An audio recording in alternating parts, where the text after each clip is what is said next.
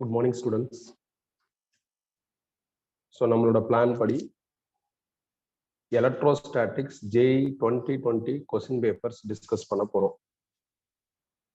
2 class ஆகும். நான் ஒரு 26-27 கொஸ்டின்ஸ் இருக்கு.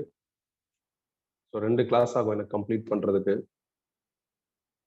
நான் இந்த 2 கிளாஸ்ல இன்னைக்கு கிளாஸ்ல கெப்பாசிட்டர் பேஸ்டு ப்ராப்ளம்ஸ் டீச் பண்ணிடலாம்னு நினைக்கிறேன். ஏன்னா 50% ஆஃப் தி ப்ராப்ளம் வந்து கெப்பாசிட்டி பேஸ்டா இருக்கு. அதனால கெப்பாசிட்டி பேஸ்ட் ப்ராப்ளம் டீச் பண்ணிடலாம்னு நினைக்கிறேன். நான் நேற்று உங்களுக்கு இந்த PDF ஷேர் பண்ணியிருக்கேன். அந்த PDF பிரிண்ட் எடுத்திருந்தீங்கன்னா ஓகே, அதை போய் எடுத்து பக்கத்தில் வச்சுக்கோங்க. இஃப் நாட் அப்படின்னா நீங்க ஸ்க்ரீனை ஒழுங்கா வாட்ச் பண்ணுங்க, டிஸ்பிளே ஒழுங்கா என்ன பண்ணுங்கன்னா வாட்ச் பண்ணுங்க. அங்கிட்டு டிவியேட் ஆகாதுங்க. அஸ் யூஸ்வல் ஏதாவது புரியலன்னா கேளுங்க. ஸோ இப்போ நாம என்ன பண்ணுவோம் அப்படின்னா இந்த கெப்பாசிட்டி பேஸ்டு ப்ராப்ளத்துல இருந்து ஸ்டார்ட் பண்ணுவோம்.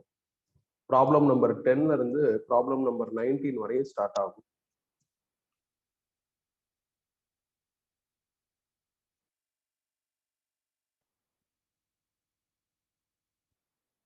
கொஞ்சம் வெயிட் பண்ணுங்க.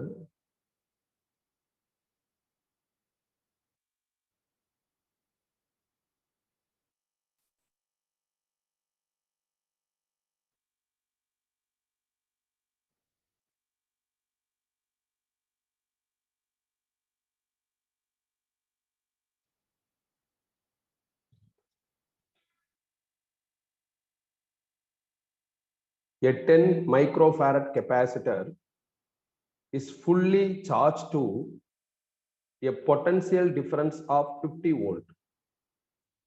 After removing the source voltage, it is connected to an uncharged capacitor in parallel. Now the potential difference across them becomes 20V. The capacitance of second capacitor is ஒரு 10 microfarad capacitor 50 volt battery வச்சு ஃபுல்லா charge பண்றாங்க. அப்புறம் remove பண்றாங்க. ஃபுல்லா charge பண்ணிட்டு பேட்டரியை remove பண்ணிட்டு இந்த ஃபுல்லி சார்ஜ்டு கெப்பாசிட்டர் 10 மைக்ரோஃபாரட இன்னொரு அன்சார்ஜ்டு கெப்பாசிட்டரோட கனெக்ட் பண்றாங்க. பர்டிகுலரா parallel கனெக்ஷன் பண்றாங்க.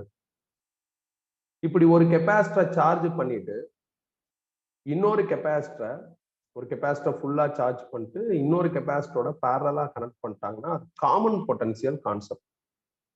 நான் உங்களுக்கு காமன் பொட்டன்சியல்ல நிறைய ப்ராப்ளம் என்ன பண்ணியிருக்கேன்னா நடத்தியிருக்கேன். இந்த ப்ராப்ளமும் காமன் பொட்டன்சியல் கான்செப்ட் தான். அந்த காமன் பொட்டன்சியல் அவங்க கொடுத்துட்டாங்க 20 வோல்ட். அப்படின்னா செகண்ட் கெப்பாசிட்டன்ஸோட வேல்யூ என்ன அப்படின்னு கேட்டிருக்காங்க. நம்மளுக்கு காமன் பொட்டன்சியலோட ஃபார்முலா தெரியும். VC is equal to என்ன அப்படின்னா C1V1 plus C2V2 by C1 plus C2. So இதுல காமன் பொட்டன்சியல் வேல்யூ வந்து 20 வோல்ட்னு அவங்க கொடுத்துட்டாங்க. இங்க இருக்கு பாருங்க.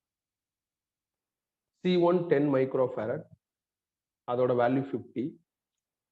C2 என்னன்னு நம்ம கண்டுபிடிக்கணும். அது அன்சார்ஜ்டு, அதனால அதுல இருக்கிற பேட்டரி வந்து 0. ஸோ அதை அப்படியே ஃபில் பண்றாங்க. VCக்கு பதில் 20, C1 வந்து எவ்வளவு அப்படின்னா 10, V1 வந்து 50. நான் அவசரத்துல 20ன்னு போட்டிருக்கேன், இது தப்பு. பிளஸ் C2 தெரியாது, V2 அன்சார்ஜ்டுங்கிறதுனால 0 by C1 plus C2 10 plus C2 அப்படின்னு வந்து இப்போ சிம்பிளிஃபை பண்ண வேண்டியதான். 15 சேஞ்ச் பண்ணிட்டேன்.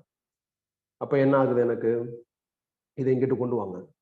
அப்போ 10 plus C2 is equal to 10 into 50 by 20ன்னு வரும். இதை சப்போஸ் சால்வ் பண்ணா எனக்கு 25ன்னு வருது. இதுல இருந்து C2 கண்டுபிடிச்சா எனக்கு 15 மைக்ரோஃபாரட். இதான் இந்த கொஸ்டினுக்கான ஆன்சர். 2 கெப்பாசிட்டர் வந்து சார்ஜ் ஆகி அதை ரெண்டையும் பேரலா கனெக்ட் பண்றாங்க அப்படின்னா அங்கே காமன் பொட்டன்சியல் அப்படிங்கிற சினாரியோ வந்துடும். ஸோ காமன் பொட்டன்சியல் ஃபார்முலா வச்சு நீங்க ஈஸியா என்ன பண்ணலாம்னா ஆன்சர் எடுத்துடலாம். நான் உங்களுக்கு எலக்ட்ரோஸ்டாட்டிக்ஸ் டீச் பண்றப்ப இந்த காமன் பொட்டன்சியல் லாஜிக் வரப்ப நான் இப்படிதான் சொல்லியிருந்தேன். 2 டம்ளர்ல தண்ணி இருக்கும். ஒரு இதுல ஜாஸ்தியாகவும் இன்னொரு இதுல கம்மியாகவும் இருந்ததுன்னா நீங்க நடுவில் ஒரு ஸ்டாப் போட்டு ஜாயின் பண்ணீங்கன்னா எதுலையாவது ஒரு இதுல இருந்து தண்ணி என்ன ஆகும்னா இன்னொரு இதுக்கு போய் 2 லெவல் ஆயிடும். இதைதான் காமன் பொட்டன்சியல்னு சொல்லுவாங்க. காமன் பொட்டன்சியலை ப்ராப்பரா டெரைவ் பண்றது எப்படி? காமன் பொட்டன்சியலுக்கு ஷார்ட்கட் ஃபார்முலா வச்சு ஆன்சர் எடுக்கிறது எப்படி அப்படின்னு 2 மெத்தட்லயும் நான் உங்களுக்கு ப்ராப்ளம் ஆல்ரெடி டீச் பண்ணியிருக்கேன். நான் இங்க ஷார்ட்கட் ஃபார்முலா தான் யூஸ் பண்ணியிருக்கேன். நான் டீச் பண்ண ஃபர்ஸ்ட் ப்ராப்ளத்துல மட்டும்தான் டீடைல்டு ப்ரொசீஜர் ஃபாலோ பண்ணியிருப்பேன். மித்த எல்லா ப்ராப்ளத்துக்கும் காமன் பொட்டன்சியல்னா ஷார்ட்கட் ஃபார்முலா தான் யூஸ் பண்ணியிருப்பேன். இன்னைக்கு நம்ம டிஸ்கஸ் பண்ண போற நிறைய ஜேஇ கொஸ்டின் இந்த காமன் பொட்டன்சியல் பேஸ்ட் கொஸ்டினா தான் இருக்கும். காமன் பொட்டன்சியல்னா ரொம்ப சிம்பிள். ஒரு ஆளை சார்ஜ் பண்றோம், இன்னொரு ஆள் சும்மா இருக்காங்க இல்ல சார்ஜ் ஆயிருக்கலாம். இவங்க 2 பேரையும் பேரலா கனெக்ட் பண்றப்ப ஒரு காமன் வோல்டேஜ் இவங்க 2 பேருக்கு அக்ராஸா ஃபார்ம் ஆகும். அதுதான் காமன் பொட்டன்சியல். அதை கொடுத்துட்டு ஒரு மிஸ்ஸிங் கெப்பாசிட்டரோட வேல்யூ கேட்டிருக்காங்க. ஸோ கண்டுபிடிச்சாச்சு. இதுல ஏதாவது டவுட் இருந்தா கேட்கலாம். டவுட் இல்லைன்னா நீங்க நோ டவுட்னு சேட் பண்ணிருங்க. நம்ம அடுத்ததுக்குள்ள போயிடலாம். கிளியரா?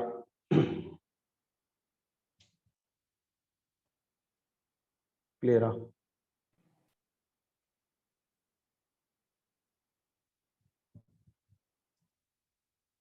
ஓகேப்பா. செகண்ட் கொஸ்டின், அதாவது 11th question. In the circuit shown in figure, the total charge is 70 microcoulomb and the voltage across capacitor C2 is 20 volt. Then the charge on capacitor C2 is அப்படின்னு கேட்டிருக்காங்க. சர்க்கியூட்டோட total charge கொடுத்துட்டாங்க, voltage across capacitor C2 கொடுத்துட்டாங்க. அப்படின்னா charge on capacitor C2 என்ன அப்படின்னு கேட்டிருக்காங்க. இதெல்லாம் என்னோட பாயிண்ட் ஆஃப் வியூல ஈஸியான கொஸ்டின்ப்பா. ரேண்டமா ஏதோ ஒரு கெப்பாசிட்டர்ல சம் டேட்டாஸ் கொடுத்துட்டு ஏதோ சம் அதர் டேட்டாஸ் கேட்டிருக்காங்கன்னா ஒரிஜினல் சர்க்கியூட் டயக்ராம டிஸ்டர்ப் பண்ணாம வரைஞ்சிட்டு இருக்கிற டேட்டா வச்சு இல்லாத டேட்டாவை நூல் பிடிச்ச மாதிரி கண்டுபிடிச்சிட்டு வந்துடும். ஒன்னு தெரிஞ்சுன்னா இன்னொன்னு தெரியும், அதை வச்சு அடுத்தது, அதை வச்சு அடுத்ததுன்னு அப்படியே போயிட்டே இருக்கலாம். அப்படி பாக்குறப்ப they said voltage across capacitor C2 is 20 volt. அதை நான் மார்க் பண்ணியிருக்கேன். வோல்டேஜ் அக்ராஸ் கெப்பாசிட்டர் 20 வோல்ட்னு சொல்லியிருக்காங்க, அதை மார்க் பண்ணியிருக்கேன். C2வும் C3யும் பேரலா இருக்கு. அப்ப இங்க உள்ள வோல்டேஜ் 20னா பேரலல்ல வோல்டேஜ் சேம். அந்த லாஜிக் படி பார்த்தா இங்க உள்ள வோல்டேஜும் 20 வோல்ட்டா இருக்கும். அதை நான் அப்புறம் அடுத்து ஐடென்டிஃபை பண்ணியிருக்கேன். C3ல உள்ள வோல்டேஜும் 20 வோல்ட். இப்ப C3யோட வோல்டேஜ் 20 வோல்ட்னு தெரியுது. C3யோட வேல்யூ 8 மைக்ரோ ஃபாரட்னு இருக்கு. வோல்டேஜ் இருக்கு, கெப்பாசிட்டர் இருக்கு. பேஸ்ட் ஆன் தட் C3 அதுல இருக்கிற சார்ஜ் வேல்யூ என்னன்னு கண்டுபிடிச்சிடலாம். கெப்பாசிட்டரோட டெஃபினிஷன் ஃபார்முலா படி C is equal to Q by V. From this Q கண்டுபிடிச்சா CV ன்னு வரும். அப்ப C 8 மைக்ரோ ஃபாரட், V ஒரு 20 வோல்ட். அப்ப சால்வ் பண்ணா 160 மைக்ரோ கூலும்னு வந்துடும். C யோட யூனிட் கூலும். நான் மைக்ரோ ஃபாரட்ல டேட்டா ஃபீட் பண்ணிருக்கிறதுனால 160 மைக்ரோ கூலும் அப்படின்னு எனக்கு. ஸோ இது யார் அப்படின்னா C3யோட சார்ஜ். அதே நேரத்துல இந்த சர்க்கியூட்டோட டோட்டல் சார்ஜ் 750 மைக்ரோ கூலும் கொடுத்துருக்காங்க. டோட்டல் சார்ஜ்ங்கிறது பேட்டரியில இருந்து டெலிவர் ஆகிற சார்ஜ். அப்ப இந்த இடத்துல நம்ம 750 மைக்ரோ கூலும்னு போடலாம். அப்போ overall charge 750 micro coulomb. Capacitor C3 வழியா ஃப்ளோ ஆகுறது 160 மைக்ரோ கூலும். இதை வச்சு கெப்பாசிட்டர் C2ல என்ன சார்ஜ்னு கண்டுபிடிச்சிடலாம். சப்போஸ் அதை நான் Q2 அப்படின்னு என்ன பண்ணிக்கிறேன்னா டினோட் பண்ணிக்கிறேன். அப்ப 750 is equal to Q2 plus 160 வரும். சார்ஜ் கன்சர்வேஷன் லா படி டோட்டல் சார்ஜ் தான் ரெண்டா பிரிஞ்சிருக்கும். ஸோ அதனால 750 is equal to Q2 plus 160 எழுதலாம். இதுல இருந்து Q2 கண்டுபிடிச்சா 590 மைக்ரோ கூலும். இந்த மாதிரி ப்ராப்ளம் கரண்ட் எலக்ட்ரிசிட்டியில பாப்புலர். கரண்ட் எலக்ட்ரிசிட்டியில இந்த மாதிரி ப்ராப்ளம் நிறைய என்ன பண்ணிருக்காங்கன்னா கேட்டிருக்காங்க. இந்த வருஷம் இந்த JEE 2020ல கரண்ட் எலக்ட்ரிசிட்டி லாஜிக்ஸ் எல்லாம் கெப்பாசிட்டில யூஸ் ஆகுற மாதிரியான ப்ராப்ளம்ஸ் நோட்டீஸ் பண்ண ஆரம்பிச்சேன். அதுக்கு முன்னாடி பெருசா கேட்டதில்ல, இப்ப கேட்க ஆரம்பிச்சிருக்காங்க. கரண்ட் எலக்ட்ரிசிட்டி லாஜிக்ஸ் தான் இது எல்லாமே. நான் உங்களுக்கு டீச் பண்றப்பையும் சொல்லியிருக்கேன், கரண்ட் எலக்ட்ரிசிட்டி கம்ஃபர்டபுளா இருந்தா கெப்பாசிட்டியும் கம்ஃபர்டபுளா இருக்கும். ஏன்னா அதுல என்னென்ன மாடல் ப்ராப்ளம் பார்க்கணுமோ அத்தனையும் என்ன பண்ணலாம்னா இங்க பார்க்கலாம். ஸோ அதனால இதுவும் என்னோட வியூல ஈஸி தான். இப்ப இந்த மாதிரி ஒரு சர்க்கியூட் கொடுத்துட்டு ஏதோ ஒரு டேட்டா கொடுத்துட்டு இன்னொன்னு கேட்கறாங்கன்னா நீங்க என்ன பண்ணலாம், இருக்கிறத வச்சு இல்லாததை டீல் பண்ணலாம். அது ஈஸியா கிடைச்சிரும், அது ஒன்றும் கஷ்டம் கிடையாதுன்னு தான் நான் நினைக்கிறேன். ஸோ செகண்ட் கொஸ்டின் ஓவர், அதாவது 11th கொஸ்டின் ஓவர். டவுட் இருந்தா கேட்கலாம். கிளியரா? நெக்ஸ்ட் போலாமா? அடுத்த கொஸ்டின் போலாமா?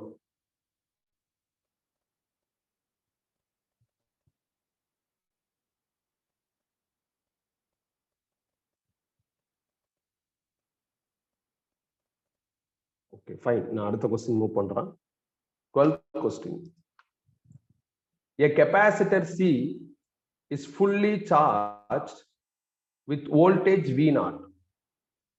After disconnecting the voltage source, it is connected in parallel with another uncharged capacitor of capacitance C by 2.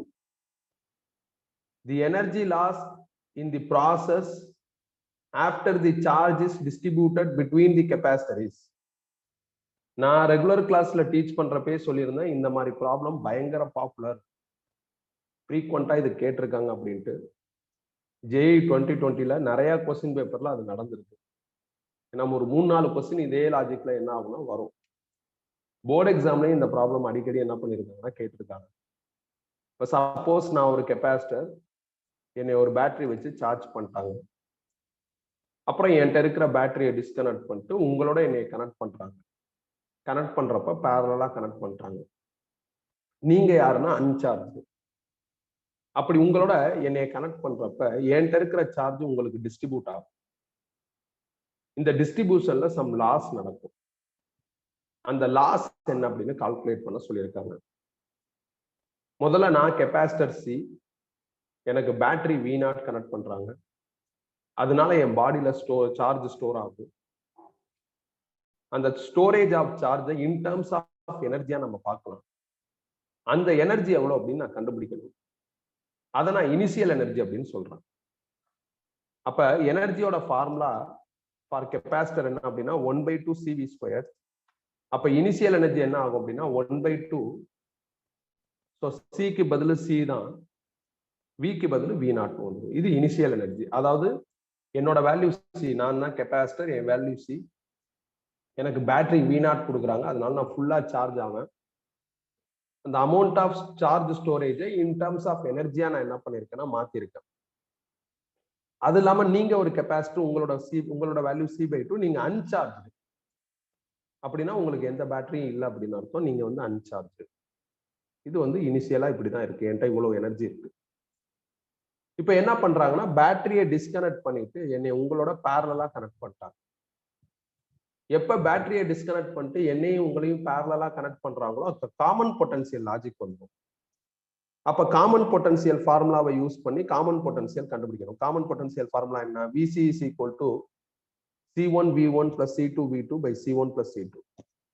C1 னா என்னோட வேல்யூ C, V1 எனக்கு கனெக்ட் பண்ண பேட்டரி அது V0 பிளஸ் C2 உங்களோட வேல்யூ C/2, V2 உங்களுக்கு connect பண்ண battery, நீங்க அன்சார்ஜா, அதனால battery 0 by C1 plus C2. C1க்கு பதில் C, C2க்கு பதில் C/2. அப்ப இதை சால்வ் பண்ணா என்ன ஆகும்? மேல CV0 வரும், கீழே 3C/2. CC கேன்சல் ஆயிடுச்சுன்னா இந்த 2 மேல போய் 2V0/3 வரும்.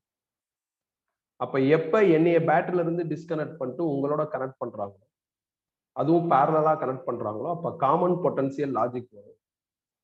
காமன் பொட்டன்சியல் லாஜிக் வந்துருச்சுனாவே நீங்க காமன் பொட்டன்சியல் கண்டுபிடிக்கணும். அதை நான் கண்டுபிடிச்சிட்டேன். இப்ப நீங்களும் நானும் பேரலா கனெக்ட் ஆயிருக்கோம். பேரலல்ல எஃபெக்டிவ் கெப்பாசிட்டன்ஸ் கண்டுபிடிக்கிறதுக்கான formula C1 plus C2. C1 னா என்னோட வேல்யூ C, C2 நீங்க உங்களோட வேல்யூ C/2. சால்வ் பண்ணா 3C/2 வந்து. ஸோ நான் முதல்ல தனியா இருக்கேன், எனக்கு ஒரு பேட்டரி கனெக்ட் பண்ணி என்னைய ஃபுல்லா சார்ஜ் பண்ணிட்டாங்க. அப்ப என்ன எனர்ஜின்னு கண்டுபிடிச்சிட்டேன், அதான் இனிஷியல் எனர்ஜி. அப்புறம் பேட்டரில இருந்து டிஸ்கனெக்ட் பண்ணிட்டு என்னை உங்களோட ஜாயின் பண்ணிட்டாங்க. உங்களோட ஜாயின் பண்றப்ப பேரலல் கனெக்ஷன் பண்ணிருக்காங்க, அதனால common potential parallel effective capacitance கண்டுபிடிச்சிட்டாங்க. எப்ப என்னை உங்களோட ஜாயின் பண்றாங்களோ அப்ப நீங்களும் நானும் சேர்ந்து சிங்கிள் கெப்பாசிட்டரா மாறிட்டோம். அந்த வேல்யூ தான் 3C/2. உங்களுக்கும் எனக்குமான பொதுவான வோல்டேஜ் 2V0/3. இப்ப நீங்களும் நானும் சேர்ந்து இருக்கோம். நம்ம 2 பேரும் சேர்ந்து இருக்கிறப்ப உள்ள ஓவரால் எனர்ஜி தான் ஃபைனல் எனர்ஜி. அதை தான் UFன்னு டினோட் பண்றோம். அதை கண்டுபிடிக்கணும். எனர்ஜி ஆஃப் கெப்பாசிட்டருக்கு இதான் ஃபார்முலா 1/2 CV². நீங்கள் நானும் சேர்ந்து இருக்கிறப்ப சிக்கு பதில் சிபின்னு வந்துடும், விக்கு பதில் காமன் பொட்டன்சியல் விசின்னு வந்துடும். ஸோ 1/2 ரீடைன், சிபியோட வேல்யூ 3C/2, விசியோட வேல்யூ 2V0/3. இதை ஸ்கொயர் பண்ணா 4V0² by 9 வரும். இந்த 2 into 2 4ஓட கேன்சல் ஆயிடும், 3யும் 9ம் கேன்சல் ஆயிடுச்சுன்னா கீழே 3 வந்துடும். அப்ப 3v0² c அப்படின்னு எனக்கு என்ன ஆகுதுன்னா நீங்களும் நானும் சேர்ந்து இருக்கிறப்போ உள்ள எனர்ஜி கிடைக்கும். இது இனிஷியலா நான் மட்டும் உள்ளப்ப இருந்த எனர்ஜி. இது நீங்களும் நானும் பேரலா ஜாயிண்ட் ஆனதுக்கு அப்புறம் உள்ள எனர்ஜி. இந்த ரெண்டு எனர்ஜி மைனஸ் பண்ணா எவ்வளவு எனர்ஜி லாஸ் ஆயிருக்கு. நான் தனியா இருக்கிறப்ப இவ்வளவு எனர்ஜி இருக்கு, நம்ம சேர்ந்ததுக்கு அப்புறம் எனர்ஜி குறைஞ்சிருக்கு. அப்ப இதுல இருந்து இதை மைனஸ் பண்ணா எனர்ஜி லாஸ் கிடைக்கும். அப்ப energy loss during this process is equal to initial energy minus final energy. Initial energy 1/2 CV0² minus final energy 1/3 CV0². CV0² வெளியே எடுத்துட்டா 1/2 மைனஸ் 1/3 வரும். 1/2 மைனஸ் 1/3 சால்வ் பண்ணா 1/6 வந்துடும். CV0² retain. இதுதான் ஆன்சர். ஒரு 3-4 கொஸ்டின் இதே ஃபார்மேட்ல தான் வரும். நம்ம நோட்ஸ்ல இருக்கும். 44வது ப்ராப்ளம், 45வது ப்ராப்ளம், 43, 42, 44க்கு பக்கத்துல இந்த மாதிரி ப்ராப்ளம்ஸ் இருக்கும்னு நினைக்கிறேன். 44 54 தெரியல. நம்மளோட ரெகுலர் நோட்ஸ்ல ஒரு 6 நோட்ஸ் இருக்கும். அதுல 75 ப்ராப்ளம் கவர் ஆகும் எலக்ட்ரோஸ்டாட்டிக்ஸ்ல. அதுல பாத்தீங்கன்னா காமன் பொட்டன்சியல் டாபிக் எப்போ வருதோ அங்கிருந்து இந்த மாதிரி ப்ராப்ளம் ஸ்டார்ட் பண்ணிருப்பாங்க. ரொம்ப இம்பார்ட்டன்டான ப்ராப்ளம் தான். முடிச்சாச்சு. டவுட் இருந்தா கேட்கலாம். கிளியரா?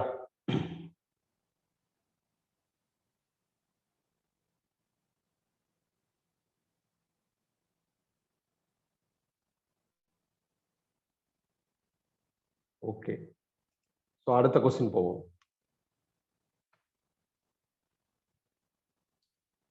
Two capacitors of capacitance C and 2C are charged to potential difference V and 2V respectively. These are then connected in parallel in such a manner that the positive terminal of one is connected to the negative terminal of other. The final energy of this configuration is அப்படின்னு கேட்டிருக்காங்க. ரெண்டு capacitor, ஒரு capacitor விங்கிற பேட்டரினால charge ஆகுது, இன்னொன்னு 2Vங்கிற பேட்டரினால charge ஆகுது. ரெண்டுமே ஃபுல்லா charge ஆனதுக்கு அப்புறம் ரெண்டு கெபாசிட்டியும் பேரலா கனெக்ட் பண்றாங்க. ரெண்டு கெபாசிட்டியும் பேரலா கனெக்ட் பண்ணிட்டா காமன் பொட்டன்சியல் லாஜிக் வந்துடும்.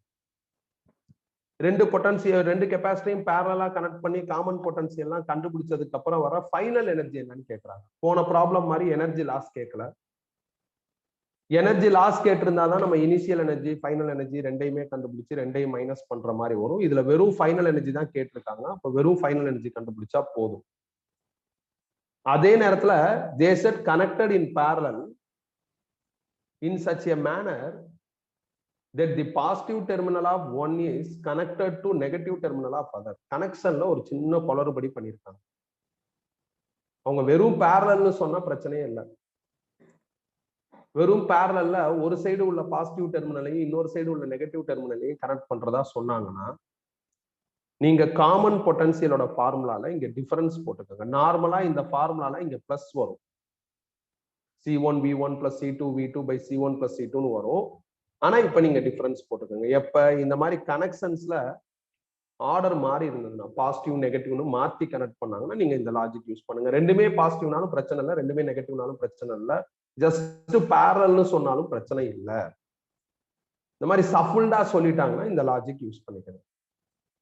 இப்போ ஃபைனல் எனர்ஜி கண்டுபிடிக்கணும். ஃபைனல் எனர்ஜி கண்டுபிடிக்கணும் என்ன பண்ணும்? லாஸ்ட் ப்ராப்ளத்தை அப்படியே ரெஃபர் பண்ணுங்க. ஃபைனல் எனர்ஜி கண்டுபிடிக்கணும் என்ன பண்ணும்? காமன் பொட்டன்சியல் வேணும், சிபி வேணும். அதை இங்க போட்டா ஃபைனல் எனர்ஜி வந்துடும்.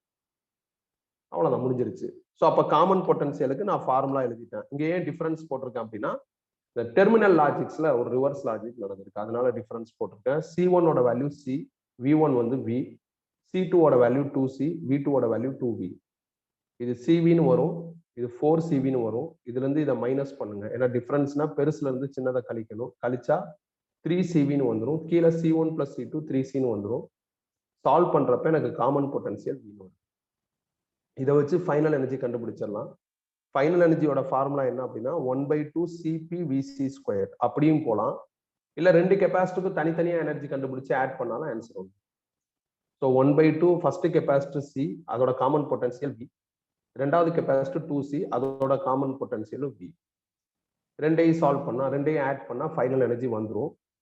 நீங்க மேபி நோட்ஸ் வச்சிருந்தீங்கன்னா நீங்க ரொட்டீனா பண்ற அந்த ஸ்டைல கூட ஃபைனல் எனர்ஜி கண்டுபிடிச்சிக்கலாம். இந்த மாதிரி கூட நீங்க பண்ணலாம். நோட்ஸ் வச்சிருந்தீங்கன்னா நீங்க அப்டேட் பண்ணிக்கோங்க. ஃபைனல் எனர்ஜியோட ஃபார்முலா என்ன அப்படின்னா 1/2 CpVc². இந்த ஃபார்முலாவை யூஸ் பண்ணாலும் உங்களுக்கு இதே ஆன்சர் தான் வரும். 1/2 CpVc². 1/2 ரீடைனர். சிபிக்கு வந்து என்ன ஆயிரும்னா 3 வந்துடும். Vc²க்கு பதில் V²ன்னு வந்துடும். அப்போ உங்களுக்கு இந்த ஃபார்முலா யூஸ் பண்ணாலும் அதே ஆன்சர் தான். அவ்வளவுதான். இதுல வெறும் ஃபைனல் எனர்ஜி மட்டும் தான் கேட்டிருக்காங்க. அப்ப போன ப்ராப்ளத்தோட இது சின்ன ப்ராப்ளம். ஆனா ஒரு சின்ன ட்விஸ்ட். என்ன ட்விஸ்ட்? காமன் பொட்டன்ஷியல் கண்டுபிடிக்கிறப்ப நெகட்டிவ் சிம்பிள் வருது, டிஃபரன்ஸ் சிம்பிள் வருது. ரீசன் என்ன? அந்த டெர்மினல் லாஜிக் ரிவர்ஸ் ஆயிருக்கு.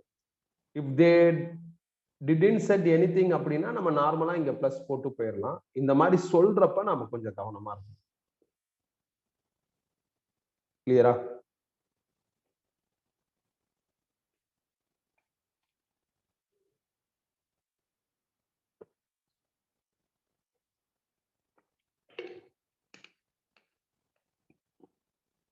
நெக்ஸ்ட் போலாமா?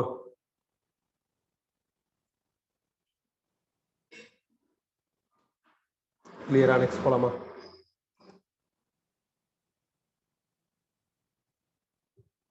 Okay.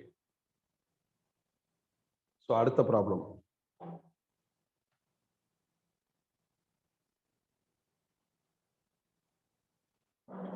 A parallel plate capacitor has plate of length L with W and separation of plate is D.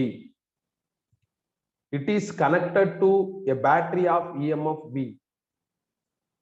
A dielectric slab of the same thickness D and of dielectric constant K is equal to 4 is being inserted between the plates of the capacitor. At what length of the slab inside plates will the energy stored in the capacitor be 2 times of initial energy stored? ஒரு parallel plate capacitor, அதுல plate length L with W, ரெண்டு பிளேட்டுக்கு அக்ராஸா உள்ள distance D, அதுல connect பண்ணிருக்கிற பேட்டரியோட value V. இப்ப செட்டைன் லென்த்துக்கு dielectric போடுறாங்க. அந்த டைஎலக்ட்ரிக்கோட constant வந்து 4. என்ன லென்த்துக்கு டைஎலக்ட்ரிக் போட்டா டைஎலக்ட்ரிக் போட்டதுக்கு அப்புறம் வர எனர்ஜி, அதாவது final energy should be 2 times of initial எனர்ஜியா இருக்கும். இனிஷியல் எனர்ஜினா டைஎலக்ட்ரிக் போடாததுக்கு முன்னாடி வந்த எனர்ஜிக்கு ஈக்குவலா இருக்கும் அப்படின்னு கேட்டிருக்காங்க. கொஞ்சம் லென்த்தி, டஃப்னு சொல்ல மாட்டேன், லென்த்தி. எப்படி சால்வ் பண்றது? முதல்ல டைஎலக்ட்ரிக் இல்லாத டயக்ராம் போடுவோம். ஸோ ரெண்டு பிளேட்டுக்கு அக்ராஸா உள்ள டிஸ்டன்ஸ் D, பிளேட்டோட லென்த் L, உள்ள என்ன இருக்கு அப்படின்னா ஏர் இருக்கு. அதாவது இது எந்த மாதிரியான டயக்ராம்னா, இப்ப நீங்க இமேஜின் பண்ணிக்கணும், இது ஒரு பிளேட்டு. 1 செகண்ட், நான் இன்னொரு பிளேட் எடுத்துக்கலாம். இது ஒரு பிளேட்டு, இது ஒரு பிளேட்டு. இந்த மாதிரி ரெண்டு பிளேட் எப்படி இருக்குன்னா பேரலா இருக்கு. நல்லா கவனமா பாருங்க. இதான் பிளேட் லென்த், இது பிளேட்டோட வித். இப்ப நான் விரல் வச்சு காமிக்கிறேன், இது வந்து பிளேட்டோட வித். இந்த ரெண்டு பிளேட்டுக்கு நடுவுல இருக்கிற டிஸ்டன்ஸ் வந்து D. இதுதான் அவங்க சொல்லி இருக்கிறது. அட் பிரசன்ட் வெறும் ஏர் தான் இருக்கு. அப்படி வெறும் ஏர் இருந்தா சியோட ஃபார்முலா என்ன? வெறும் ஏர் இருந்ததுன்னா சியோட ஃபார்முலா எப்சிலான் நாட் A/D. அதை இங்க எழுதிட்டேன், எப்சிலான் நாட் A/D. பிளேட் ஏரியாவை பொதுவா கிவன் டேட்டால ஏரியானே சொல்லி ஆஃபர் பண்ணுவாங்க. இங்க ஏரியாவுக்கு பதில் லென்த் இன்டு வித்னு D ரீடைன் பண்றாங்க. இப்ப வெறும் ஏர் இருக்கிறதா இனிஷியல். அப்ப இனிஷியலா எவ்வளவு எனர்ஜி ஸ்டோர் ஆயிருக்குன்னு நான் கண்டுபிடிக்கணும். ஏன்னா ஃபைனலா கொஸ்டின்ல இனிஷியல் எனர்ஜிக்கும் ஃபைனல் எனர்ஜிக்கும் ஒரு ரிலேஷன்ஷிப் சொல்லியிருக்காங்க. அப்ப இப்ப இனிஷியலா எவ்வளவு எனர்ஜி ஸ்டோர் ஆயிருக்குன்னு கண்டுபிடிக்கணும். Initial energy U suffix I is equal to 1/2 CV². 1/2 CV². 1/2 retain. சிக்கு பதில் இதை ஃபில் பண்ணிட்டேன், epsilon naught L omega by D. V² அப்படியே ரீடைன் பண்றேன். இது சிச்சுவேஷன் 1. சிச்சுவேஷன் 2ல என்ன பண்றாங்கன்னா, செட்டைன் லென்த்துக்கு டைஎலக்ட்ரிக் போடுறாங்க. சேம் திக்னஸ்ல செர்டைன் லென்த்துக்கு டைஎலக்ட்ரிக் போடுறாங்க. போட்டேன் பாருங்க. ஒரு செர்டைன் லென்த், அந்த லென்த் தான் ஒய்னு வச்சிருக்கேன். அதுல டைஎலக்ட்ரிக் போட்டிருக்காங்க. Dielectric constant K is equal to 4. Distance collapse பண்ணல, சேம் டிஸ்டன்ஸ் சேம் திக்னஸ் தான் சொல்லியிருக்காங்க. பிளேட்டோட ஏரியால கொலாப்ஸ் நடந்திருக்கு. இப்ப டெஃபினட்டா உள்ள டைஎலக்ட்ரிக் வந்ததுனால சியோட வேல்யூ மாறிடும். அப்ப அந்த சியோட வேல்யூவை ஃபர்ஸ்ட் கண்டுபிடிக்கணும். ஏன்னா சி தெரிஞ்சாதான் எனர்ஜி கண்டுபிடிக்க முடியும். இப்போ உங்களுக்கு வந்து உள்ள வந்திருக்கிற டைஎலக்ட்ரிக் ஏரியாவை கொலாப்ஸ் பண்ணுது. இது நான் நிறைய ப்ராப்ளத்துல என்ன பண்ணிருக்கேன்னா நடத்தியிருக்கேன், ஆல்ரெடி சொல்லியிருக்கேன். டிஸ்டன்ஸ் கொலாப்ஸ் ஆகுதுன்னா இந்த மாதிரி 2 பிளேட் இப்படி இருக்கு, இன்னொரு பிளேட் இந்த சைடு இருக்கிறத இமேஜின் பண்ணிக்கோங்க. டிஸ்டன்ஸ் கொலாப்ஸ் ஆகுறதுன்னா நடுவுல பிளேட் வரும். ஏரியா கொலாப்ஸ் ஆகுறதுன்னா இப்படி கிராஸா வரும். இது உங்களுக்கு இந்த மாதிரி நிறைய மாடல் நான் நடத்தியிருக்கேன். இதுல ஏரியா கொலாப்ஸ் ஆயிருக்கு. க்ளூவும் கொடுத்துருக்கேன். டிஸ்டன்ஸ் கொலாப்ஸ் ஆச்சுன்னா அது சீரிஸ் கனெக்ஷன், ஏரியா கொலாப்ஸ் ஆச்சுன்னா அது பேரலல் கனெக்ஷன் அப்படின்னு க்ளூவும் கொடுத்துருக்கேன். ஸோ அந்த க்ளூ படி இப்ப ஏரியா கொலாப்ஸ் ஆயிருக்கிறதுனால இது வந்து பேரலல் கனெக்ஷன். அப்ப பேரலல் கனெக்ஷன்ல 2 யூனிட், இது ஒரு யூனிட், டைஎலக்ட்ரிக் இருக்கிறது ஒரு யூனிட், டைஎலக்ட்ரிக் இல்லாதது ஒரு யூனிட். ஸோ அப்ப சிபி இஸ் ஈக்குவல் டு எனக்கு C1 + C2ன்னு வரும். முதல்ல டைஎலக்ட்ரிக் இல்லாத யூனிட் இந்த சி வேல்யூ எழுதுறான், எப்சிலான் நாட் A/D. ஏக்கு பதில் லென்த் இன்டு வித். யார் இருக்கிற லென்த் என்ன? இந்த எல்ல இருந்து ஒய்யை மைனஸ் பண்ணிட்டா யார் இருக்கிற லென்த் கிடைச்சிடும். அப்ப L - Y with W D தான், அதை அப்படியே வச்சுக்கிறோம். பிளஸ் டைஎலக்ட்ரிக் இருக்கிற இந்த யூனிட்டோட வேல்யூ வேணும். Epsilon naught A/D. டைஎலக்ட்ரிக் இருந்தா எப்சிலான் ஆர் உள்ள வரும். எப்சிலான் ஆருக்கு பதில் 4ன்னு அவங்க சொல்லிட்டாங்க. அப்ப எப்சிலான் நாட் எப்சிலான் ஆருக்கு பதில் 4. அப்புறம் ஏரியா வேணும். டைஎலக்ட்ரிக் இருக்கிற ஏரியா வந்து Y × Wன்னு வந்து Y × W டி அப்படியே ரீடைன் பண்ணிக்கிறேன். நார்மலா ஏரியா தான் வரும். ஏரியாவுக்கு பதில் லென்த் இன்டு வித் லாஜிக் போட்டுக்கணும். இதுல யார் இருக்கிற லென்த் இன்டு வித், இதுல டைஎலக்ட்ரிக் இருக்கிற லென்த் Y × வித்னு வந்துடும் பை டி. இது உள்ள டைஎலக்ட்ரிக் போட்டதுக்கு அப்புறம் வர கெப்பாசிட்டரோட வேல்யூ. ஃபர்தரா இதை சிம்பிளிஃபை பண்ணிக்கிறணும். ரெண்டுலயுமே எனக்கு எப்சிலான் நாட்டும் டபிள்யூவும் டியும் காமனா இருக்கு. வெளியே எடுத்துட்டா L - Y + 4yன்னு வருது. 4y - y எனக்கு என்ன ஆயிரும்னா 3yன்னு வந்துடும். L ரீடைன் பண்ணிட்டான். இது டைஎலக்ட்ரிக் போட்டதுக்கு அப்புறம் வர சி வேல்யூ. இப்ப டைஎலக்ட்ரிக் போட்டதுக்கு அப்புறம் உள்ள எனர்ஜி கண்டுபிடிக்கணும், அது ஃபைனல் எனர்ஜி. அப்ப final energy U suffix F is equal to என்ன வரும்? 1/2 CpV² வந்துடும். 1/2 CpV². 1/2 ரீடைன். சிபியோட வேல்யூ லாஸ்ட் ஸ்டேஜ்ல கண்டுபிடிச்சிருக்கோம். Epsilon naught omega D L + 3y V² as V². So final energy கண்டுபிடிச்சிட்டேன். முதல்ல வெறும் ஏர் மட்டும் இருக்கு. அப்ப கெப்பாசிட்டன்ஸோட வேல்யூ கண்டுபிடிச்சு எனர்ஜி கண்டுபிடிக்கணும். இப்ப கெப்பாசிட்டர்ல ஒரு மாடிஃபிகேஷன் உள்ள கொண்டு வந்து டைஎலக்ட்ரிக் போடுறாங்க. டயக்ராம் நம்ம வரைஞ்சு பார்க்குறப்ப ஏரியா கொலாப்ஸ் ஆயிருக்கு. கொஸ்டின்லயே அதே தான் சொல்லியிருக்காங்க, டியை மாத்தவே இல்லை. ஏரியா கொலாப்ஸ் ஆயிருந்தா நான் பேரலல் கனெக்ஷன் சொல்றேன். பேஸ்ட் ஆன் தட் நான் என்ன பண்றேன் அப்படின்னா சிபி வேல்யூ பேரலல்ல 2 யூனிட் இருக்கிறதுனால சிபி வேல்யூ கண்டுபிடிச்சு ஃபைனல் எனர்ஜி எவாலுவேட் பண்றேன். கொஸ்டினோட எண்டில் அவங்க என்ன சொல்லியிருக்காங்க அப்படின்னா, இங்க பாருங்களேன், will the energy stored in capacitor be 2 times the initial energy? Final energy வந்து 2 times of initial energy சொல்லியிருக்காங்க. அதுதான் கண்டிஷன். அப்ப final energy U suffix F is equal to 2 times of U suffix I.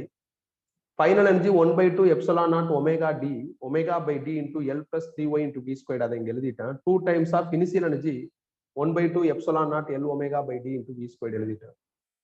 Epsilon naught omega D V² 1/2 ரெண்டு எண்ட்லையும் cancel ஆயிடுச்சுன்னா இந்த பக்கம் உங்களுக்கு என்ன ஆகும் அப்படின்னா L + 3yன்னு வரும். இந்த பக்கம் 2Lன்னு வரும். இதுல இருந்து Y டைஎலக்ட்ரிக் ஃபில்லா இருக்கிற லென்த் தான் Yன்னு டயக்ராம்ல போட்டிருந்தோம். அதை கண்டுபிடிச்சா எனக்கு L/3 வரும். இதுதான் ஆன்சர். லென்த்தி, டஃப் கிடையாது, கொஞ்சம் லென்த்தி. என்ன ஏன் இது லென்த்தியா இருக்கு அப்படின்னா சிம்பிள்ஸா இருக்கு, நம்பர்ஸா இல்ல. நம்பர்ஸா இருந்தா இது சீக்கிரமா முடியும். சிம்பிள்ஸா இருக்கிறதுனால லென்த்தா இருக்கு. நம்ம இந்த மாதிரி சில ப்ராப்ளம்ஸ் நம்பர்ஸ் வச்சு பார்த்திருப்போம். ஸோ சிம்பிள்ஸ் வரப்ப கொஞ்சம் லென்த்தியா இருக்கிற மாதிரி இருக்கு. அவ்வளோ கிளியரா? நெக்ஸ்ட் போலாமா?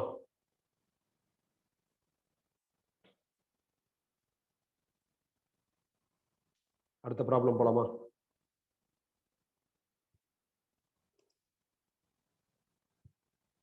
ஓகேப்பா. Next problem. இது இம்பார்ட்டன்ட் போட்டுக்கோங்க. நோட்ஸ் வச்சிருந்தீங்க, இது இம்பார்ட்டன்ட் போட்டுக்கோங்க. இன் தி circuit shown, charge on the 5 microfarad capacitor is. இந்த 5 microfarad capacitorல எவ்வளவு சார்ஜ் ஸ்டோர் ஆகுதுன்னு கேட்டிருக்காங்க. 2 பேட்டரி இருக்கு. இதே ஒரு பேட்டரினா பிரச்சனையே கிடையாது. ப்ராப்பரா நெட்வொர்க்கை ஃபார்வர்ட்ல சால்வ் பண்ணிட்டு ரிவர்ஸ்ல போயிடலாம். கரண்ட் எலக்ட்ரிசிட்டில 2 பேட்டரி வந்துச்சுன்னா நான் கேவிஎல் கேசிஎல் போக சொல்லிடுவேன். இப்ப கெபாசிட்டர்ல 2 பேட்டரி வந்திருக்கு, அதுலயும் நடுவுல இருக்கிற கெபாசிட்டரோட சார்ஜ் கேட்டிருக்காங்க.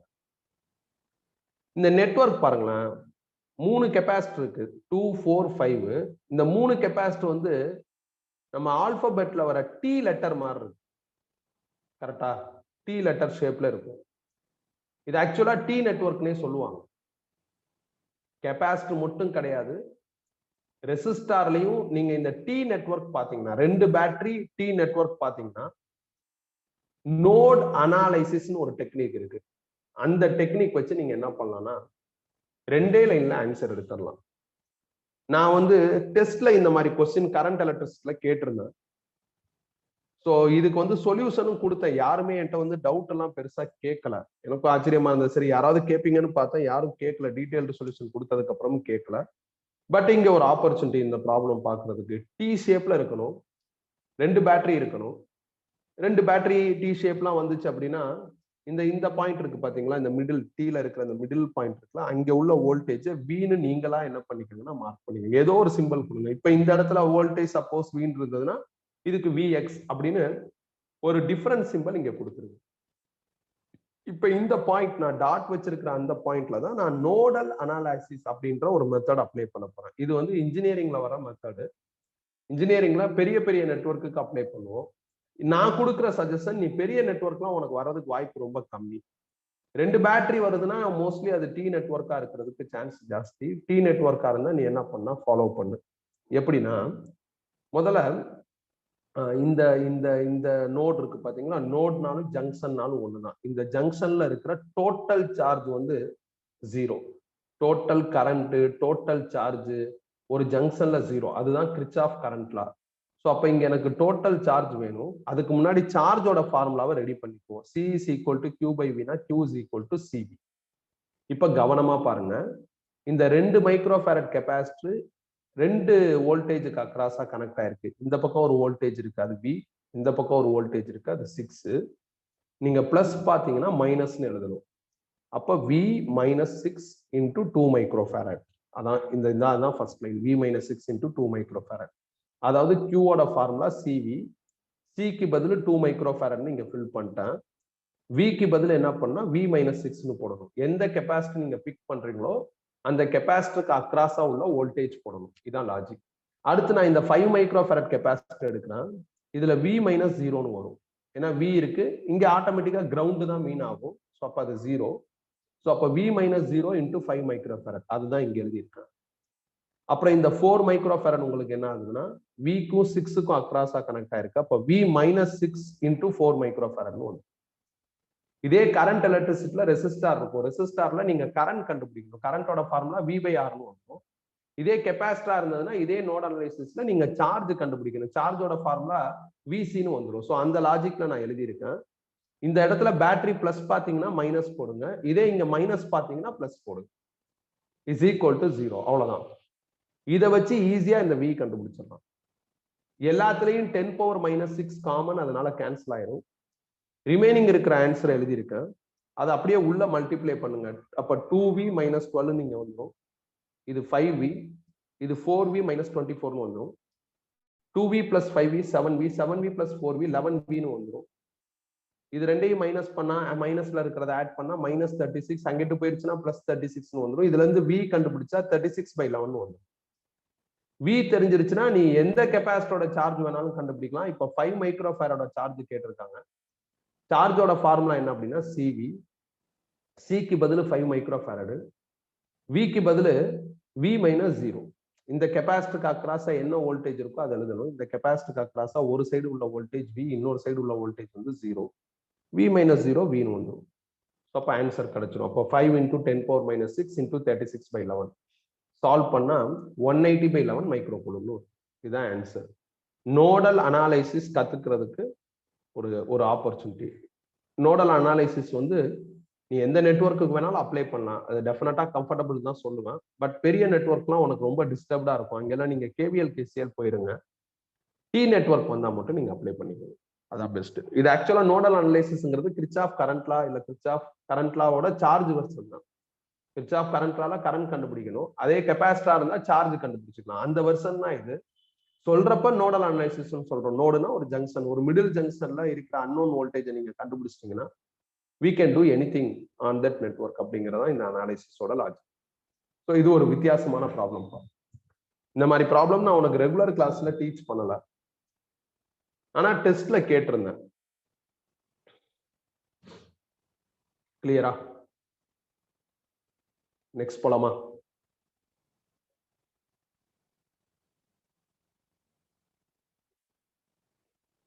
கிளியரா?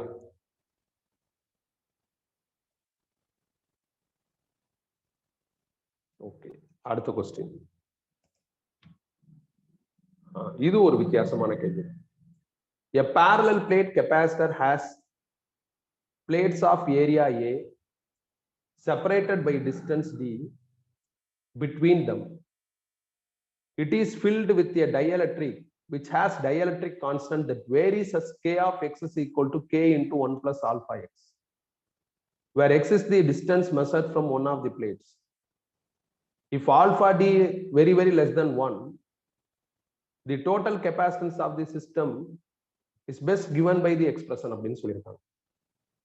அதாவது ரெண்டு பிளேட்டோட ஏரியா ஏ, டிஸ்டன்ஸ் டி, அதுல டயலக்ட்ரிக் போடுறாங்க. ஆனா அது ஒரு வேரியபிள் டயலக்ட்ரிக். எக்ஸ் மாற மாற டயலக்ட்ரிக் கான்ஸ்டன்ட் வேரி ஆயிட்டே இருக்கும். இப்போ இந்த சிஸ்டமோட கெப்பாசிட்டி என்னன்னு கேட்டிருக்காங்க. ஸோ நான் ஒரு ரெஃபரன்ஸ் டயக்ராம் நானா போட்டுக்கிறேன். ரெண்டு பிளேட்டுக்கு அக்ராஸா உள்ள டிஸ்டன்ஸ், உள்ள வந்து டயலக்ட்ரிக் போட்டிருக்காங்க. எந்த அளவுக்கு எக்ஸ் இருக்கோ அந்த அளவுக்கு டயலக்ட்ரிக் கான்ஸ்டன்ட் மாறும். இந்த எக்ஸோட வேல்யூ மாற மாற இந்த வேல்யூ என்ன ஆயிட்டு இருக்குன்னா மாறிக்கிட்டே இருக்கு. நார்மலா சியோட ஃபார்முலா வித் டயலக்ட்ரிக் அப்படின்னா epsilon naught epsilon R A by D. எப்ப இங்க டயலக்ட்ரிக் வேரியபிள்னு வந்துருச்சோ அப்ப நீங்க சின்னு எழுதாம டிசின்னு எழுதுங்க. எப்சலான் நாட்டா அப்படியே ரீடைன் பண்ணலாம், அது ப்ரீ டிஃபைன் கான்ஸ்டன்ட். எப்சலான் ஆருக்கு பதில் அவங்க கொடுத்துருக்கிற அந்த ஃபார்முலாவை எழுதிட்டாங்க, K into 1 plus alpha x. Area வந்து சேஞ்ச் ஆகல, அப்படியே வச்சுக்கலாம். டிஸ்டன்ஸுக்கு பதில் நீங்க டிஎக்ஸ்னு போட்டு, ஏன்னா எக்ஸ் மாற மாற ஆன்சர் மாறுது. அப்ப அதுவும் வேரியபிள். ஹூஆர்ஆல் வேரியபிளோ அவங்களுக்கு வந்து நீங்க என்ன பண்ணணும் அப்படின்னா அந்த டிஃபரன்சியேஷன் லுக்கை நீங்க என்ன பண்ணிடணும் கொடுத்துடணும். இப்ப இதை இன்டகிரேட் பண்ணி ஆன்சர் எடுக்கணும், அவ்வளவுதான். பொதுவா இன்டகிரேஷன் பண்றப்ப இந்த டிஎக்ஸ் மாதிரியான சிம்பிள் நியூமரேட்டர்ல இருந்தா நல்லா இருக்கும். டினாமினேட்டர்ல டிஎக்ஸ் இருந்தா இன்டகிரேஷன் பண்றது கஷ்டம். அதனால அது அப்படியே இன்வெர்ஸ் பண்றான். அப்படியே இன்வெர்ஸ் பண்ணா 1 by dc is equal to dx divided by epsilon naught into ka into 1 plus alpha x னு வந்துரும். 1 by dc இன்டகிரேட் பண்ணா 1 by c னு வந்துரும். அதே மாதிரி இதுல இங்க ரைட் சைட்ல இன்டகிரேட் பண்ணும். when we left side integrate பண்ணா மேக்ஸ் படி ரைட் சைட்ல இன்டகிரேட் பண்ணும். அப்ப ரைட் சைட்ல எனக்கு என்ன ஆகுதுன்னா 0 to d dx divided by epsilon naught ka into 1 plus alpha x னு வருது. dxங்கிறது டிஸ்டன்ஸை மீன் பண்ணுது. அப்ப டிஸ்டன்ஸ்க்கான லிமிட் தான் நீங்க போகணும். இனிமேல் மேக்ஸ் தான்.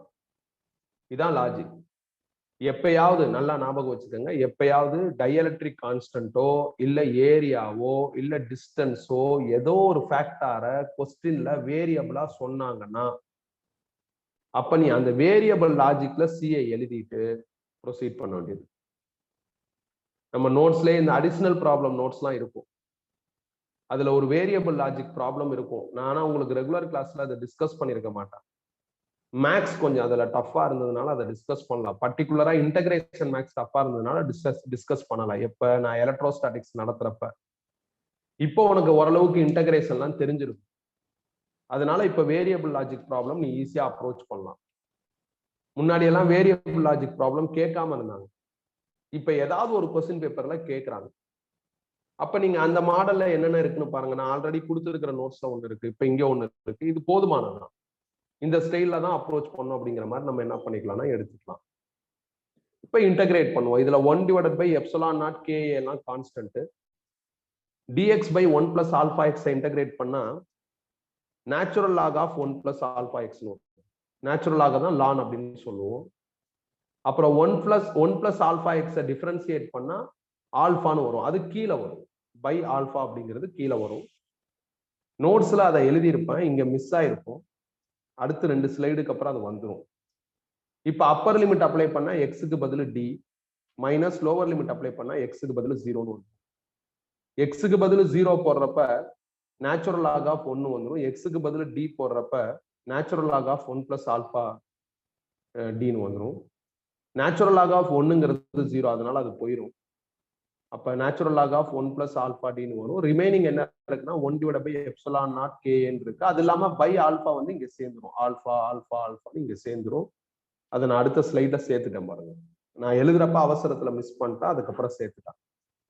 இப்ப சிம்பிளிஃபை பண்ணணும். எப்படி சிம்பிளிஃபை பண்றது? நேச்சுரல் லாக் ஆஃப் 1 plus எக்ஸுக்கு இதான் formula, X minus X square by 2 அப்படியே போயிட்டே இருக்கும்.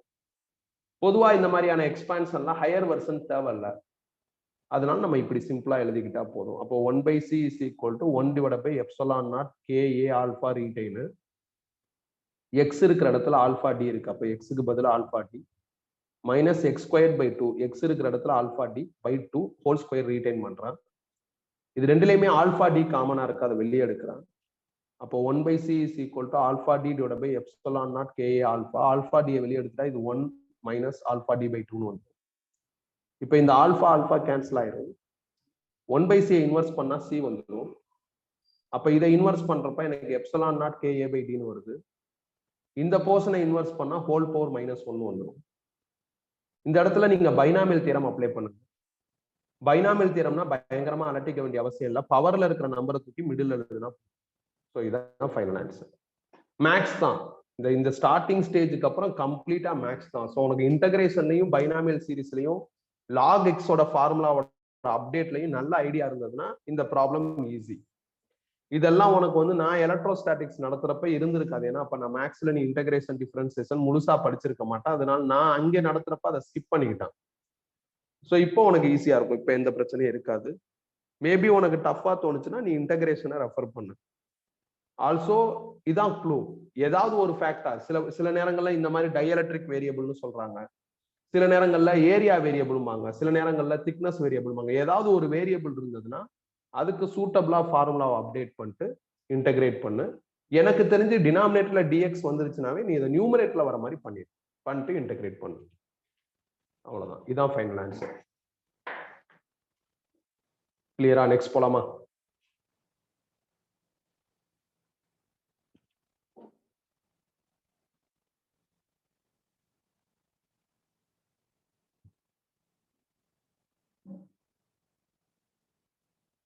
ஓகேப்பா, அடுத்த ப்ராப்ளம் மூவ் பண்றான். Effective capacitance of parallel combination of two capacitors C1 and C2 is 10 microfarad. When these capacitors are individually connected to a voltage source of 1 volt, the energy stored in the capacitor C2 is 4 times that of C1. If these capacitors are connected in series, their effective capacitance will be. ரெண்டு capacitor parallel connect ஆயிருக்கு, அதோட effective capacitance 10 microfarad. இதே கெபாசிட்டரை இண்டிவிஜுவலா connect பண்றப்ப capacitor C2ல store ஆகுற energy வந்து 4 times ஆஃப் C1ல ஸ்டோர் ஆகுற எனர்ஜி. இண்டிவிஜுவலா கனெக்ட் ஆகிறப்போ 1 volt பேட்டரி கனெக்ட் பண்றாங்க. இதே கெபாசிட்டர் சீரீஸ்ல கனெக்ட் பண்ணா எஃபெக்டிவ் என்னன்னு கேட்டிருக்காங்க. ரொம்ப சாதாரணமான ஒரு கேள்விதான். parallel effective ஓட formula C1 plus C2, they said, which is 10 microfarad. Capacitor 2ல ஸ்டோர் ஆகுற எனர்ஜி வந்து 4 times ஆஃப் கெபாசிட்டர் 1ல ஸ்டோர் ஆகுற எனர்ஜி. அதனால தான் 1/2 C2 V2 squared is equal to 4 into 1/2 C1 V1 squared எழுதி. 1/2 C2, they said V வந்து 1, அதனால V2க்கு பதில் 1 தான், V1க்கு பதில் 1 தான். ஏன்னா இண்டிவிஜுவலா கனெக்ட் ஆகுறப்ப ரெண்டுக்குமே V1 is equal to V2 is equal to 1 volt தான் கொடுத்துருக்காங்க. ஸோ அதனால எனக்கு இந்த மாதிரி ரிசல்ட் வருது. இதுல ரெண்டு சைடு 1/2 கேன்சல் ஆயிடுச்சுன்னா C2 will become as 4C1. C2 is equal to 4C1 இதுல போட்டா 10 microfarad is equal to C1 plus 4C1. So 5C1 is equal to 10. From this C1 is equal to 2 microfarad வந்தோம். C1 2 மைக்ரோஃபாரட்னு இதுல போட்டா C2 எனக்கு 8 மைக்ரோஃபாரட்னு வரும். So ரெண்டு capacitor பேரலா இருக்கிறப்ப effective 10 இது கொடுத்துட்டாங்க. அவங்க இண்டிவிஜுவலா இருக்கிறப்ப அவங்கள்ட்ட ஸ்டோர் ஆகுற எனர்ஜி ரிலேஷன்ஷிப் கொடுத்துருக்காங்க. அதை வச்சு நான் என்ன பண்ணிட்டேன்னா சிம்பிளிஃபை பண்ணி C1 C2 கண்டுபிடிச்சிட்டேன். சப்போஸ் இப்ப இந்த ரெண்டு கெப்பாசிட்டரும் சீரீஸ்ல கனெக்ட் ஆயிருந்தா எஃபெக்டிவ் என்னன்னு கேட்கறாங்க. சீரீஸ்ல எஃபெக்டிவ் கண்டுபிடிக்கிறதுக்கு ஃபார்முலா என்ன? 1/CS is equal to 1/C1 plus 1/C2. C1க்கு பதில் 2, C2க்கு பதில் 8. 8 எல்சிஎம் எடுத்தா 8ல 2 4 டைம்ஸ் வருது. 8ல வந்து 8 வந்து ஒரு டைம் தான் வரும். சால்வ் பண்ணா எனக்கு என்ன ஆகுது அப்படின்னா 8/5 வருது. 8/5ங்கிறது 1.6 மைக்ரோஃபாரட். இதெல்லாம் ரொம்ப சிம்பிளான கொஸ்டின் தான். இதுல எதுவும் டஃப்லாம் கிடையாது. நீ நோட்ஸ்ல ஸ்டெப்ஸ் பார்த்தாவே உனக்கு புரியுற மாதிரி தான் இருக்கும். ஓவர்.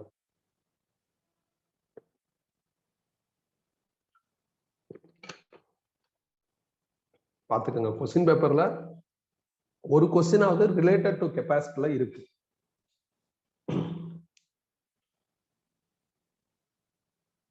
கிளியரா? நெக்ஸ்ட் போலாமா?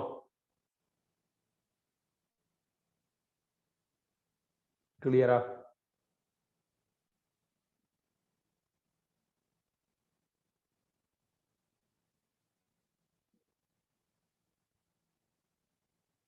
ஓகேப்பா, அடுத்த கொஸ்டின் மூவ் பண்றேன்.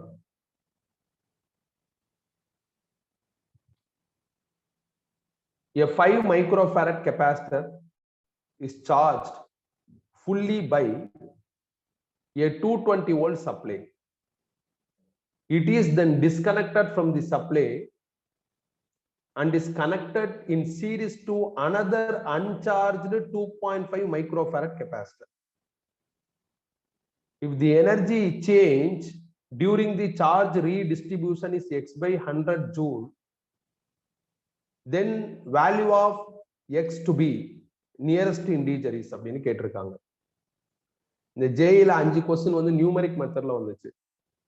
அதுல வந்திருந்த ஒரு கொஸ்டின் தான் இது. பொதுவா ஒரு கெப்பாசிட்டர் பேட்டரியை வச்சு சார்ஜ் பண்ணுவாங்க. அப்புறம் இன்னொரு கெப்பாசிட்டரோட அதை கனெக்ட் பண்ணுவாங்க. கனெக்ட் பண்றப்ப பேரலல் கனெக்ஷன் பண்ணுவாங்க. அதுதான் நேச்சுரலா எப்பயுமே பண்றது. அதுலதான் காமன் பொட்டன்சியல் அப்படிங்கிற லாஜிக் வரும். இதுல அப்படி இல்லை, அவங்க சீரீஸ்ல கனெக்ட் பண்றதா சொல்லிட்டாங்க. இந்த பேரலா கனெக்ட் பண்ணி காமன் பொட்டன்சியல் லாஜிக்ல எனர்ஜி லாஸ் கண்டுபிடிக்கிறது ரொம்ப லென்த்தியா இருக்கும். இன்னைக்கு கிளாஸ்லயே ஒரு 2 ப்ராப்ளத்துல அதை பார்த்தோம். இதுல சீரீஸ்ல கனெக்ட் ஆயிருக்குன்னா எனர்ஜி லாஸ் நீங்க ரொம்ப ஈஸியா கண்டுபிடிக்கலாம்ப்பா. செம சிம்பிள். சீரீஸ்ல எனர்ஜி லாஸ் கண்டுபிடிக்கிறதுக்கு ஸ்ட்ரைட் ஃபார்முலா இருக்கு. என்ன ஃபார்முலானா 1/2 CS V1 minus V2 whole squared. அவ்வளவுதான். பேரலல்னா தான் உங்களுக்கு காமன் பொட்டன்சியல் வரும், சிபி வரும், அப்புறம் final energy, already initial energy கண்டுபிடிச்சு ரெண்டையும் மைனஸ் பண்ணணும். இந்த சிக்கல்லாம் உண்டு. சீரீஸ்னா எனர்ஜி லாஸுக்கு இதான் ஸ்ட்ரைட் ஃபார்முலா. இந்த ஃபார்முலா எப்படி இருந்து வந்துச்சு? அது எனக்கு தெரிஞ்சு தேவையில்லைன்னு தான் நினைக்கிறேன். ஸோ வேணும்னா நீ ட்ரை பண்ணு, இல்லைன்னா என்கிட்ட நீ தனியா வந்து கேட்டுக்கோ, இல்லைன்னா இங்க இருந்தே ஸ்டார்ட் பண்ணு, அது பெஸ்ட். 1/2 நான் ரீடைன் பண்றேன். ரெண்டு கெப்பாசிட்டி சீரீஸ்ல கனெக்ட் ஆயிருந்தா எஃபெக்டிவ் கண்டுபிடிக்கிறதுக்கான formula C1 into C2 by C1 plus C2. C1 5 microfarad, C2 2.5 microfarad, C1 plus C2னா 7.5 மைக்ரோஃபாரட் வந்துடும். ஒரு கெப்பாசிட்டிக்கு 220 வோல்ட் பேட்டரி கொடுத்தாங்க, இன்னொரு கெப்பாசிட்டி அன்சார்ஜ், அதனால 0 is equal to x by 100. இது கொஸ்டின்ல சொல்லிட்டாங்க. 1/2 retain, 5 into 10 power minus 6 retain, 2.5 10 power minus 6 cancel பண்றேன். இந்த 10 power minus 6 கேன்சல் பண்றப்ப கீழே 3 வரும். 220 ஸ்கொயர்ட 220 into 220 எழுதிருக்கேன். இதை சிம்பிளிஃபை பண்ணா எனக்கு 4/100 வரும். அப்ப 100 கேன்சல் ஆயிடுச்சுன்னா x is equal to 4. இந்த கொஸ்டின்ல முக்கியமான விஷயம், சார்ஜ்டு கெப்பாசிட்டர் அன்சார்ஜ்டு கெப்பாசிட்டரோட சீரீஸ்ல கனெக்ட் பண்றாங்க. அப்ப எனர்ஜி லாஸ்க்கு இதான் பார்க்கலாம்.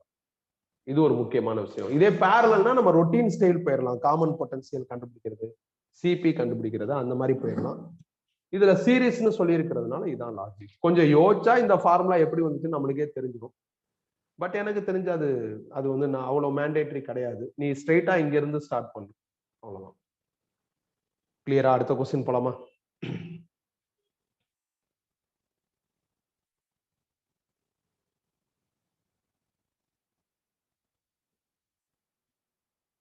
நெக்ஸ்ட் போலாமா?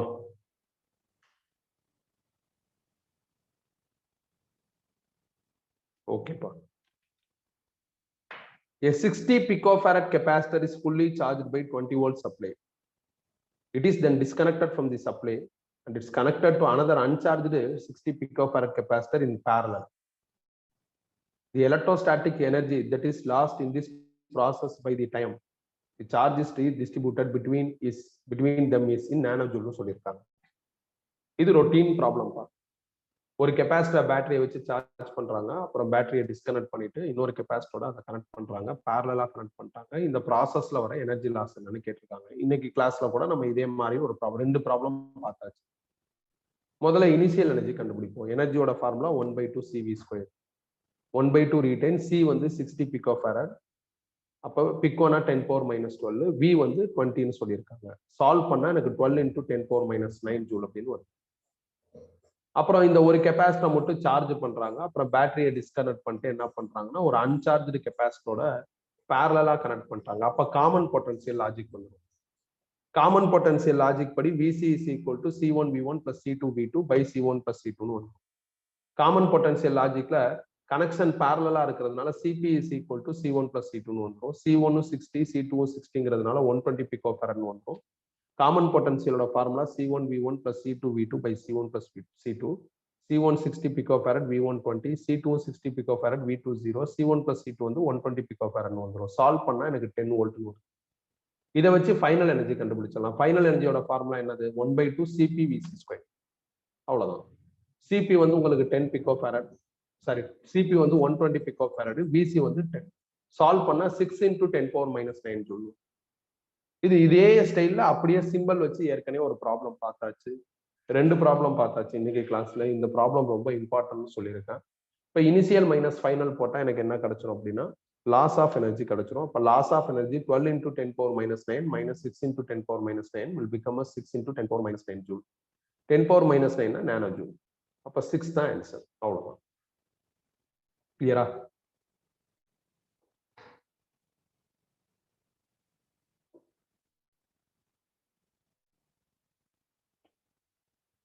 கிளியரா?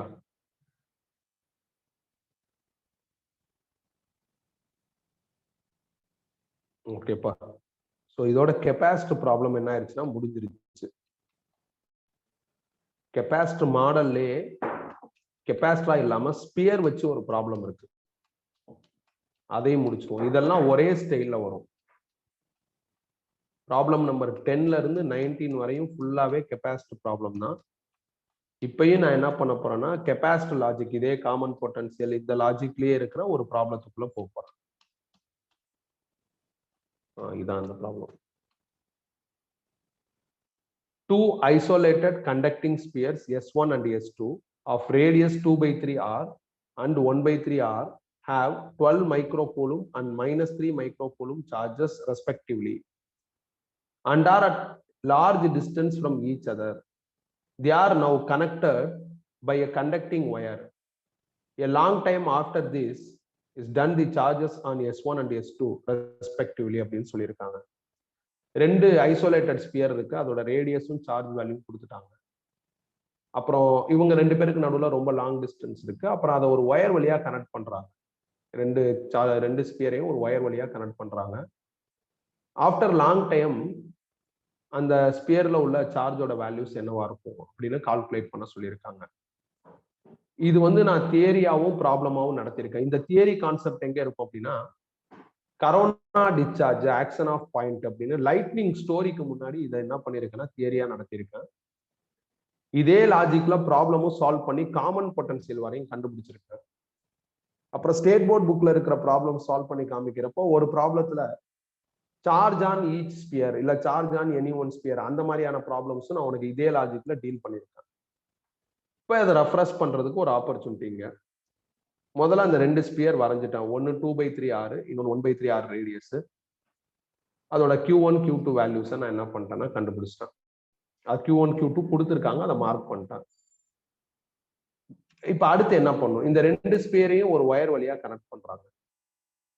இப்படி இந்த மாதிரி ஒரு ஒயரை யூஸ் பண்ணி ரெண்டு யூனிட்டை கனெக்ட் பண்ணிட்டாங்கன்னா காமன் பொட்டன்சியல் லாஜிக் வந்துடும். இந்த ஸ்டோரி நடத்துறப்பதான் இந்த டம்ளர்ல தண்ணி எக்ஸாம்பிள் நான் சொன்னேன். ஸோ அதே மாதிரியான ஒரு ப்ராப்ளம் தான் இது. அப்போ காமன் பொட்டன்சியலோட formula C1V1 plus C2V2 by C1 plus C2. ஸ்பியரோட சி ஃபார்முலா இது. இந்த ஸ்டோரிக்குள்ள போறப்ப ஸ்பியரோட சி ஃபார்முலா இதுதான். இதை வச்சு ப்ராப்ளம் பாக்குறப்ப ஸ்பியரோட சி ஃபார்முலா இதுதான் அப்படிங்கிறதையும் டெரைவ் பண்ணி காமிச்சிருப்பேன். செக் பண்ணி பார்த்துக்கோங்க. அப்ப C1க்கு பதிலு இப்ப வந்து C1V1 plus C2V2 capacitor definition படி நீங்க Q1 Q2 மாத்திடலாம். ஏன்னா C is equal to Q by V னா Q is equal to CV வரும். அதனால C1V1 Q1 ஆகும், C2V2 Q2 ஆகும் மாத்திடலாம். கீழே இருக்கிற C1 plus C2 அப்படியே வச்சுக்கலாம். இப்ப Q1 ஓட வேல்யூ 12 மைக்ரோ கூலும், Q2 ஓட வேல்யூ -3 மைக்ரோ கூலும். அதை இங்க ஃபில் பண்றேன். பை C1 plus C2க்கு பதில் இந்த ஃபார்முலா எழுதணும். அப்ப 4 pi epsilon naught R, Rக்கு பதில் 2/3R. C2ல 4 pi epsilon naught R, Rக்கு பதில் 1/3R வரும். அதை தான் இப்ப இங்க எழுதியிருக்கேன். இதுல இப்போதைக்கு என்ன அப்படின்னா, மேல வந்து உங்களுக்கு சால்வ் பண்ணா 9 × 10⁻⁻⁶ வந்துடும். கீழே 4 pi epsilon naught கேபிட்டல் ஆரை வெளியே எடுத்துட்டா 2/3 plus 1/3 வந்துடும். 2/3 plus 1/3ங்கிறது 1. அப்ப 9 × 10⁻⁶ divided by 4 pi epsilon naught R வரும். இதான் காமன் பொட்டன்சியல்.